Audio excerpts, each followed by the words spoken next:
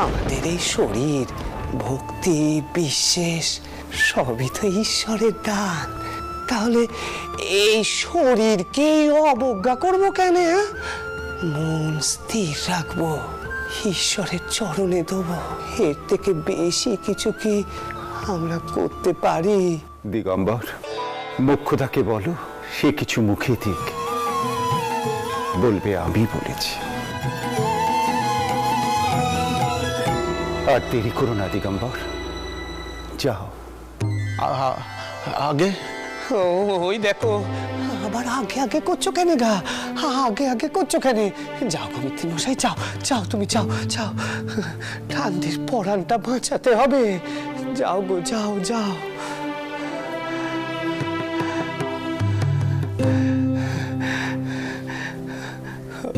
যোগী বাবা গো, যোগী বাবা, চলো এবার তুমি চলো, কিছু মুখে দেবে, চলো।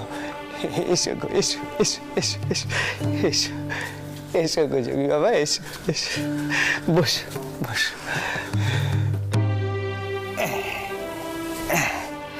না গো, এই রঘুবীরের পেশাদ একটু মুখে দাও।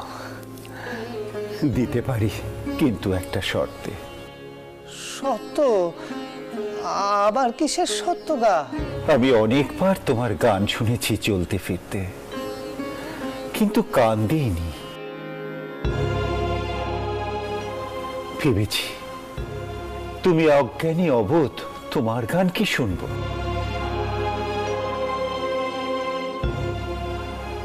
আমায় একটা গান শোনাবে? শোনাবো গো, নিশ্চয়ই শোনাবো।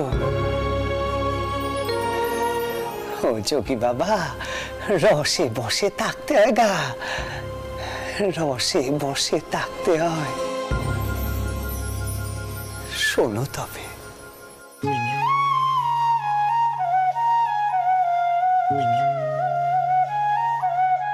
ও মন তুই কাঙালি কিসে, ও মন তুই কাঙালি কিসে, ও তুই জানিস না রে সর্বনেশে, তুই কাঙালি কিসে, ও মন তুই কাঙালি কিসে।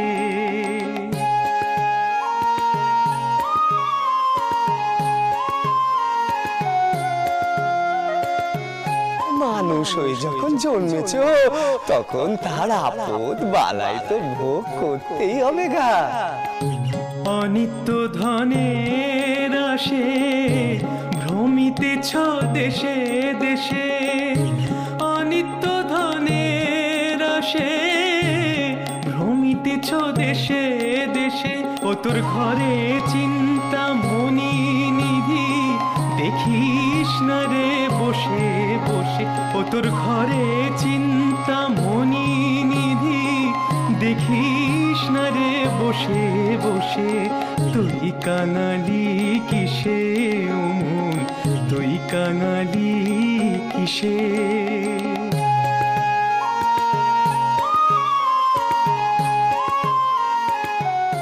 ইহকালে কি করতে পারো সেটা দেখো, তাতেই পরকালের পথ তৈরি হবে গা। মনের মতো মন যদি রাখো রে যতনে বসে, ও তোর মনের সত্য মনে রেখে থাক না রে তুই রসে বসে, ও তোর মনের সত্য মনে রেখে থাক না রে তুই রসে বসে, তুই কাঙালি কিসে, ও মন তুই কাঙালি কিসে। মন স্থির রাখবো, ঈশ্বরের চরণে দেবো। এর থেকে বেশি কিছু কি আমরা করতে পারি? গুরু দত্ত রত্ন তোড়া বাঁধরে যতনে কোষে, গুরু দত্ত রত্ন তোড়া বাঁধরে যতনে কোষে, রাম প্রসাদের এই মিনতি অভয় চরণ পাবার আসে, রাম প্রসাদের এই মিনতি অভয় চরণ পাবার আসে। তুই কাঙালি কিসে ও মন, তুই কাঙালি কিসে? ও তুই জানিস না রে সর্বনেশে, তুই কাঙালি কিসে ও মন, তুই কাঙালি কিসে?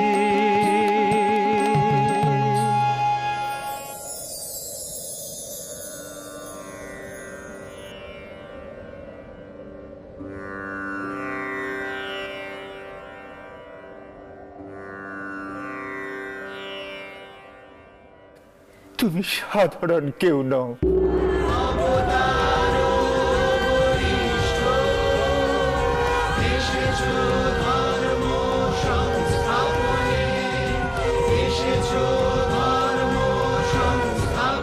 একদিন লোকে ঠিক তোমায় বুঝবে, ঠিক তোমায় বুঝবে গো। আজ যেমন আমি বুঝছি, একদিন লোকে ঠিক তোমায় বুঝবে, ঠিক বুঝবে।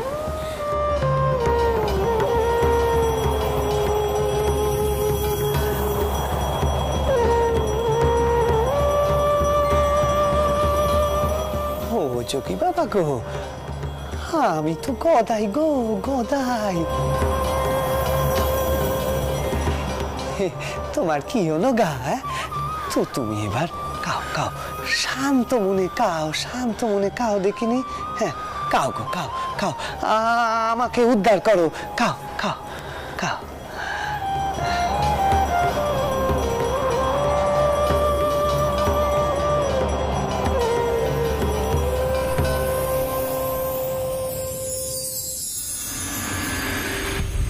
তোমরা বৌঠানের সামনে আমার চোটের কথাটা বলো না, তাহলে বৌঠানের আবার খারাপ লাগবে।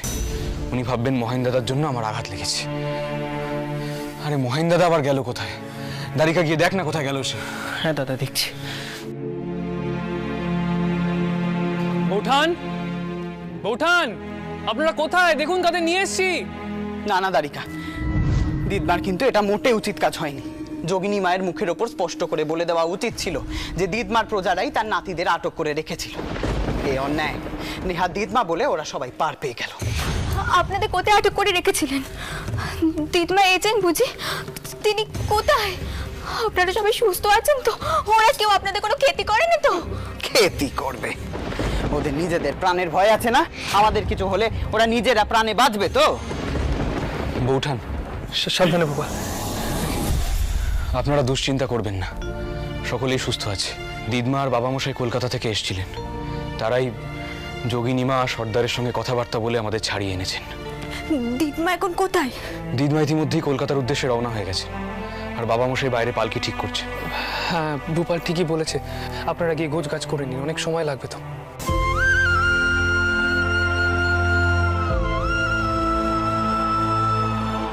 তেনার মুখ দেখে মনে হচ্ছে যন্ত্রণা হচ্ছে, জোর করে চেপে রেখেছে, কিন্তু জিজ্ঞাসা করলে তো আবার রেগে যাবেন।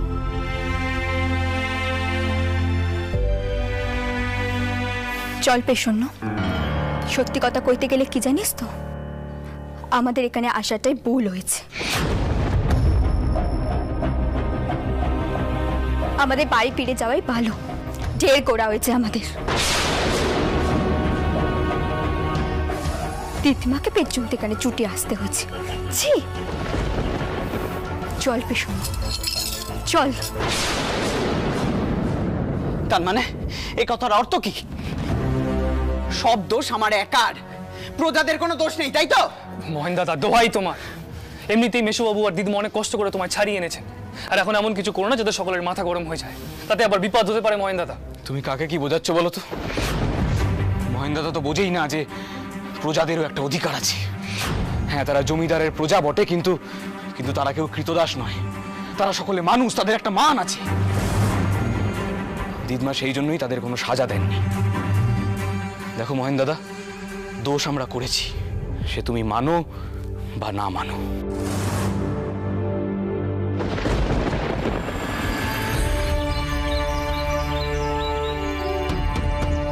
ওই রে জগন্নাথ, বলা তোরা সব গেলি কোথায়? এদিকে তো মাছ আনতে হবে। রনপাচরের লোক খবর দিয়ে গেল কর্তারা সব ফিরছেন। খেন্তি, খেন্তি, ওদিকে সব ব্যবস্থা করতে বল। যা ভেতরে নিয়ে এসো, ভেতরে নিয়ে এসো। আস্তে আস্তে, সাবধানে সাবধানে।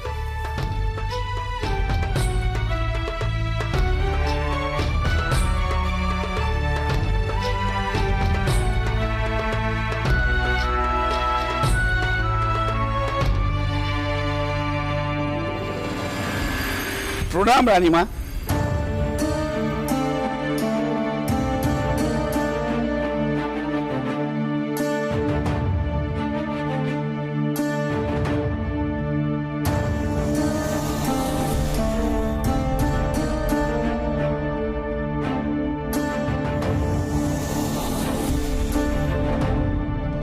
পুরো ঘটনাটা মন থেকে আমি বুঝে উঠতে পারছি না। যে যোগিনী মাকে আমি দেখলাম তিনি কি আমার দিদি ছিলেন? তুমি কত অন্যরকম হয়ে গেছো গো দিদি। যেখানেই থাকো না কেন ভালো থাকো, সুস্থ থাকো।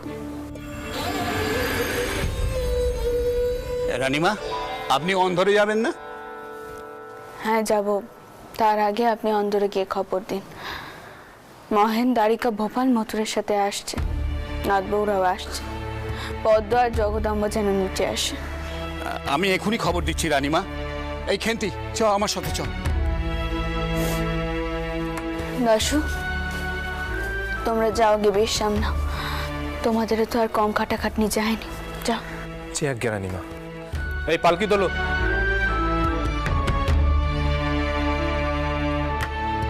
দেখে সাবধানে।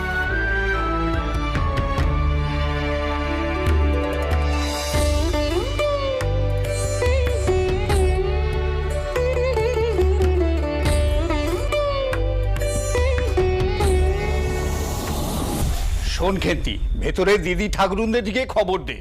দেখিস বেশি চেঁচামেচি করবি না। বড় জামাইবাবু কাল অনেক রাতে রংপুর থেকে ফিরেছেন, এখন ঘুমোচ্ছেন। আপনার যেমন কথা, আমার কি কোনো বোধ বুদ্ধি নেই নাকি? জোরে চাচাই কখনো দিদি ঠাকুরন।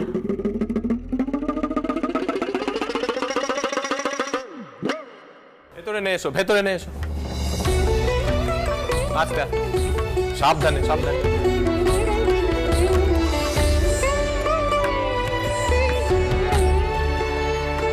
কই রে, তোরা সব গেলি কোথায়? সব নিচে নেমে আয়। এই কর্তারা সব এসে গেছেন।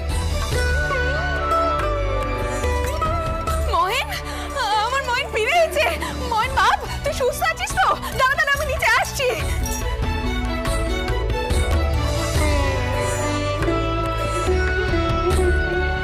মহেন,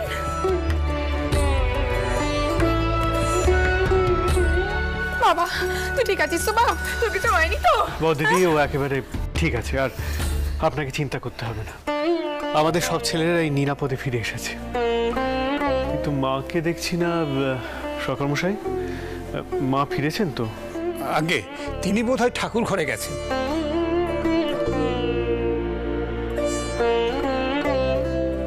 থাক বাছা, এখন আর আমাকে পেন নাম করার দরকার নেই।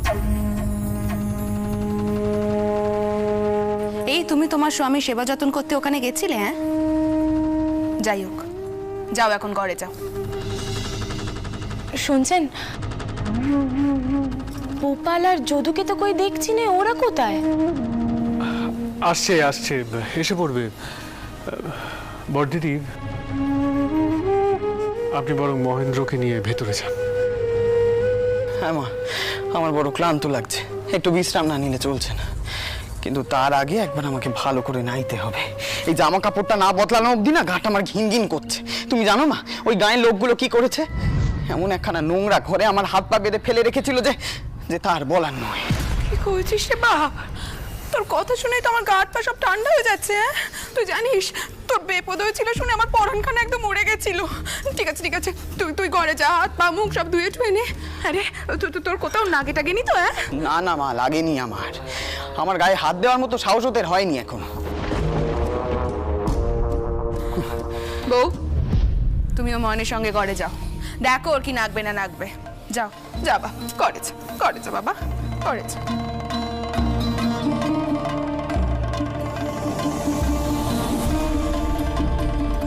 এই পালকি নিয়ে যাও।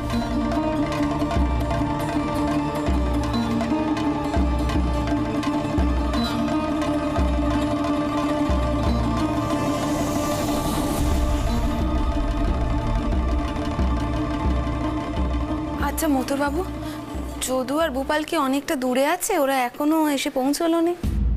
না, এসে আসলে ভোপালের কোমরে একটু চোট লেগেছে, তাই ওরা আস্তে আস্তে আসছে।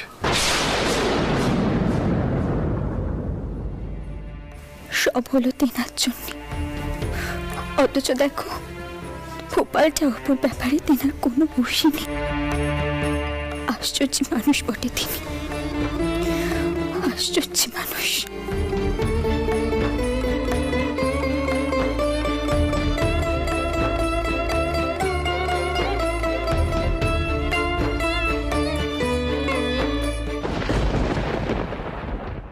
ভূপালের চোট লেগেছে এই কথা তো আপনি আগে আমাকে কননে। কি করে লাগলো ওর চোট? সাবধানে ভূপাল, সাবধানে, দেখে আস্তে আস্তে দেখে। মেশোবাবু, মেশোবাবু, ভূপালের কোমরের দিকটা একটু যন্ত্রণা করছে। আমি বরং কবিরাজ মশাইকে ডেকে আনছি, আপনারা ওকে ভেতরে নিয়ে যান। দাঁড়াও দাঁড়াও, তোমাকে যেতে হবে না, আমি ব্যবস্থা করছি। সরকার মশাই, আগে কবিরাজ মশাইকে ডাকার ব্যবস্থা করুন, খবর পাঠান। আমি এক্ষুনি যাচ্ছি। বাচ্চা তুই ঠিক আছিস তো? দারিকা? হ্যাঁ মা। তো দাদার এভাবে লাগলো কি করে কত? মা আমার কিছু হয়নি, আমার সামান্য হ্যাঁচকা লেগেছে। ভূপাল, একটু তো সাবধানে থাকবি নাকি? কিছু ঘটে গেলে তখন কি হতো বল দেখি। আর আমি তো শুনেছিলাম তোর মা আর বাবা মশাই তোর সঙ্গে তোর বউকে পাঠিয়েছিল তোর খেয়াল রাখার জন্য। তা তোর বউ তোর সঙ্গে যাওয়া সত্ত্বেও তোর এমন অবস্থা হলো? চটকুকি, এই জন্য আমি তোকে কয়েছিলুম বউকে একটু শেখা যে কি করে নিজের স্বামী যত্নার্থী করতে হয়। তোরা তো হাওয়া বদলে ভূপালকে পাঠিয়েছিলি যেন সে সুস্থ শরীরে ফিরে আসে। তা শরীর কি এমন সুস্থ হলো? হ্যাঁ, যাকে যাক বাবা, আমি আর কিছু কইব না। ভূপাল, তুই বেশ সামনে ঘরে গিয়া। হ্যাঁ, আমি গেলুম ঘরে, বিশ্রাম কর বাবা। জগদম্বা,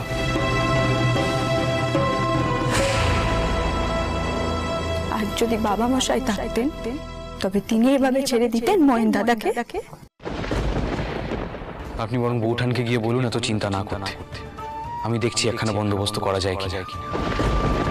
এসব যে আমার জন্য হয়েছে, কথাখানা আমি মাকে কইব কি করে? কোন? তখন বড়দিদি ছিলেন। পেশন্ন, তুই যা আগে নিয়ে আয়, যা।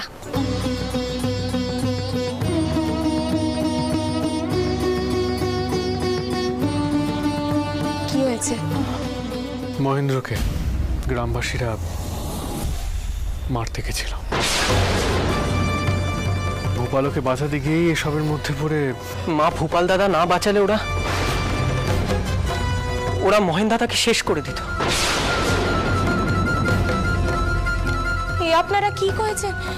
মা অন্নপূর্ণার অশেষ কৃপে। যদু, তুই ভূপালকে নিয়ে ঘরে চল, ওকে শুয়ে দেওয়ার ব্যবস্থা করি। ততক্ষণে বোধ করি কবিরাজ মশাইও চলে আসবেন। হ্যাঁ মাসিমণি। দাঁড়াও, কাউকে যেতে হবে না, আমি ওকে নিয়ে যাচ্ছি।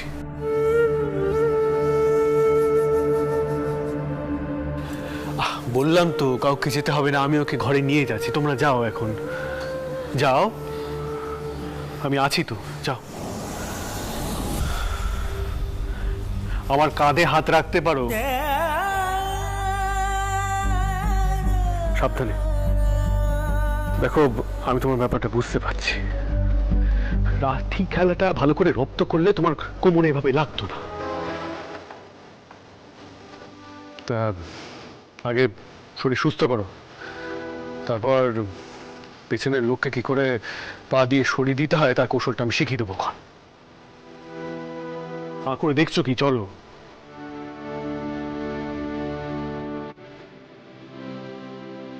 সাবধানে, দেখে পা ফেলো।